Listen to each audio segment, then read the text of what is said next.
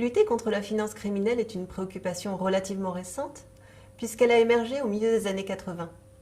Nous allons donc examiner les déterminants stratégiques de la lutte contre cette finance criminelle sur une période d'une trentaine d'années seulement, mais au cours de laquelle les règles de fonctionnement de la finance ont été totalement bouleversées par la mondialisation. Bouleversées par la libre circulation des capitaux, bouleversées aussi par la désintermédiation, c'est-à-dire la possibilité à toutes sortes d'acteurs d'intervenir en direct sur les marchés financiers, grâce à Internet notamment. Bouleversée enfin par l'éruption des nouvelles technologies qui permettent, par exemple, le trading à haute fréquence ou les dark pools. Pour ce faire, commençons par définir deux concepts. Premièrement, la finance criminelle n'existe pas en tant que telle.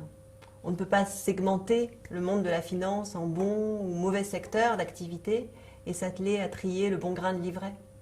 La réalité est évidemment plus complexe, les frontières floues entre légalité et illégalité, les problématiques relevant de la criminalité et les problématiques relevant de la gouvernance financière. Les acteurs privés et publics sont nombreux et leurs intérêts souvent divergents. La finance criminelle, qu'est-ce que c'est ? Derrière ce terme générique se cachent en réalité 4 familles d'opérations. Premièrement, les opérations financières qui en soi ne poseraient pas de problème si l'origine de l'argent était légale. Sauf que l'argent provient du trafic de drogue, d'armes, de produits de contrebande, de la traite des êtres humains, de toutes ces activités orchestrées par la criminalité organisée, mais aussi de la corruption, ou encore de la fraude fiscale. Nous parlons ici de blanchiment d'argent, c'est-à-dire une succession d'opérations, le plus souvent de nature financière, destinées à donner aux produits du crime l'apparence de sommes provenant d'activités licites. C'est la source la plus importante, en volume et en récurrence, d'opérations relevant de la finance criminelle. S'agissant de trafic ou de crimes par définition occulte, l'estimation des montants blanchis chaque année dans le système financier international est extrêmement difficile à réaliser. Sans entrer dans des querelles de chiffres, retenons que nous parlons ici de sommes qui atteignent chaque année plusieurs centaines de milliards de dollars. Deuxièmement, plus récemment, à la fin des années 90 et surtout depuis les attentats du 11 septembre 2001, la question de la destination de l'argent s'est invitée dans la lutte contre la finance criminelle. Comme pour le blanchiment d'argent, les opérations financières ne poseraient pas de problème en elles-mêmes. Si les sommes en jeu n'avaient pour objectif le soutien à des organisations terroristes ou la commission d'actes de terrorisme. Cette transparence exigée quant à la destination de l'argent s'applique également au financement de la prolifération des armes de destruction massive. Troisième famille, les crimes et délits financiers. Un exemple emblématique, les célèbres et classiques pyramides spéculatives, dont le mode de croissance consiste à rémunérer les investisseurs qui y placent leurs capitaux avec les fonds des nouveaux entrants et un taux plus attractif que celui du marché pour attirer toujours plus de participants. Deux issues alors, soit l'escroc se volatilise avec l'argent de ses victimes, soit la pyramide s'effondre au moment où il devient impossible de trouver suffisamment de nouveaux investissements pour couvrir les besoins redistributifs de la pyramide. Vous aurez reconnu dans ce schéma un de ces derniers avatars, l'affaire Madoff, président d'une grande société d'investissement de Wall Street, dont l'effondrement en décembre 2008 a laissé un trou de plusieurs dizaines de milliards de dollars. Cette faillite a évidemment causé des dégâts considérables parmi ses clients privés et institutionnels.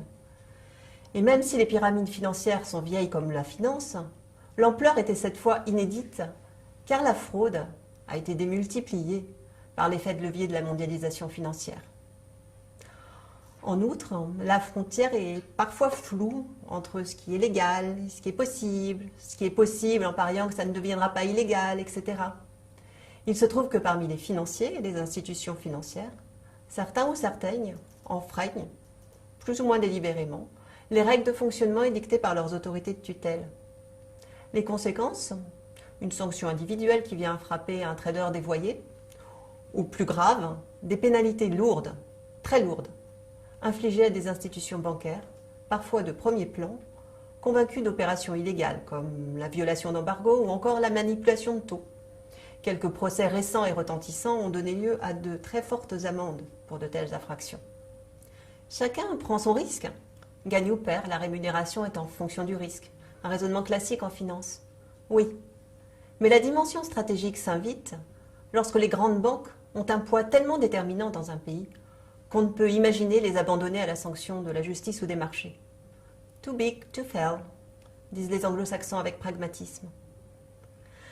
La quatrième et dernière catégorie est sans doute la plus difficile à comprendre. C'est d'ailleurs en jouant sur cette difficulté que certains grands délinquants financiers profitent du système. Une des extraordinaires capacités de l'ingénierie financière moderne est de pouvoir élaborer des produits financiers qui vont paraître de bonne qualité, alors qu'ils portent en eux-mêmes des facteurs de risque considérables, et parfois des ingrédients frauduleux. On prend souvent une analogie alimentaire. Dans le plat préparé qui paraît appétissant, un des ingrédients peut s'avérer frelaté et susceptible d'intoxiquer tout le monde. La crise des subprimes est une illustration inquiétante des dégâts qui peuvent être provoqués par une créativité financière non maîtrisée, prospérant dans cette zone grise. Ainsi, dans cette crise des subprimes, trouve-t-on non seulement des dérives relevant d'un défaut de régulation financière, mais aussi des fraudes caractérisées. L'enchevêtrement des problématiques entre ce qui relève de la gouvernance financière et ce qui relève de la répression de la criminalité en col blanc rend l'action coordonnée des États très complexe. Après la survenance des crises, lorsqu'il s'agit d'intervenir en pompier, et plus encore pour prévenir les crises. Il est nécessaire de tracer des frontières claires et précises permettant de définir ce qui devrait théoriquement relever de la responsabilité de chacun. Les États, régulateurs nationaux, régulateurs internationaux, law enforcement. La difficulté à le faire entretient finalement un flou qui profite non seulement aux escrocs, qui prospèrent sur le dos des vides juridiques, mais aussi aux États eux-mêmes, en ce qu'ils contribuent à les déresponsabiliser.